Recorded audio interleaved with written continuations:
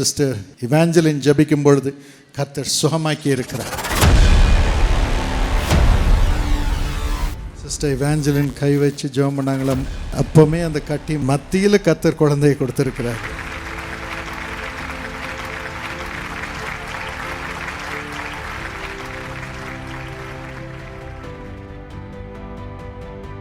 எனக்கு ரொம்ப நாள் தோள்பட்டை குமிய முடியாதுங்க.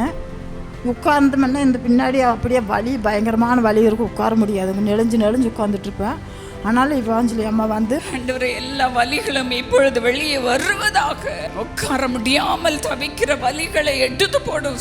முதுகில இருக்கிற வலிகளை சுகமாக்கும். அவர்கள் எழுந்து எல்லா வேலைகளையும் செய்ய ஆரம்பிக்கட்டும். நீ உட்கார முடியாது இருக்கிற, இப்போ உனக்கு சுகம் கொடுக்குறாருன்னு சொல்லி அம்மா சொன்னாங்க. அப்போவே எனக்கு சுகமாகச்சுங்க. எனக்கு விவரம் தெரிஞ்சுலேருந்து தலை வலிச்சுக்கிட்டே இருந்துச்சு. பயங்கரமாக வலி இருக்கும். கடுத்து பிறண்டு அழுதுகிட்டே இருப்பேன். எப்போ பார்த்தாலும் செத்து பிள்ளான்னு ரொம்ப நாள் நினச்சிருக்கேன். மாத்திரைகள்லாம் தின்னுட்டு தூக்கெல்லாம் போட்டு போயிட்டேன். தலை சுற்றல் வந்துச்சுங்க. நடக்க அப்படியே கீழே விழுவுற மாதிரியே இருக்கும். எங்கே விழுந்துருவோமா, ஏதோ ஆயிருமா, கை காலுக்கு வராமல் போயிடுமா அப்படின்னு பயந்துக்கிட்டே தான் இருப்பேன். தலையில் இருக்கிற பிரச்சனைகளை சுகமாக்கும் அப்பா. பெரியவர்களையும் கர்த்தர் நிரப்புகிறார். இப்பொழுது சுகத்தை பெற்றுக்கொள்ளுங்கள். இப்பொழுது உங்களுடைய அற்புதத்தை பெற்றுக்கொள்ளுங்கள். சிஸ்டர் இவாஞ்சலின் ஜெபம் பண்ணும்போது என்ன நடந்தது? அதை ஜெபிக்கிற போது பார்த்தீங்கன்னா இப்போ நார்மல் ஆயிடுச்சு. சிஸ்டர் ஜெபம் பண்ணிக்கும் போது தலையிலேருந்து ஒரு அப்படியே புடிங்கி எரிஞ்சாப்புல இருந்துச்சு. நேரத்தில் சுகத்தை பிளத்தை கொடுத்தாரு. ஆமென், பிரைஸ் காட். சிஸ்டர் இவாஞ்சலின் ஜெபிக்கும் பொழுது கர்த்தர் சுகமாக்கி இருக்கிறார். எனக்கு கல்யாணத்துக்கு முன்னாடி நீர் கட்டி இருந்தது. ட்ரீட்மெண்ட் பார்க்க முடியாது. பார்த்தா எனக்கு வயிறு ரொம்ப வலிக்கும். அதுக்கப்புறம் கல்யாணம் பண்ணால் எனக்கு குழந்தை இருக்காதுன்னு நினச்சிட்டேன். ஏன்னா ட்ரீட்மெண்ட் பார்க்க முடியல.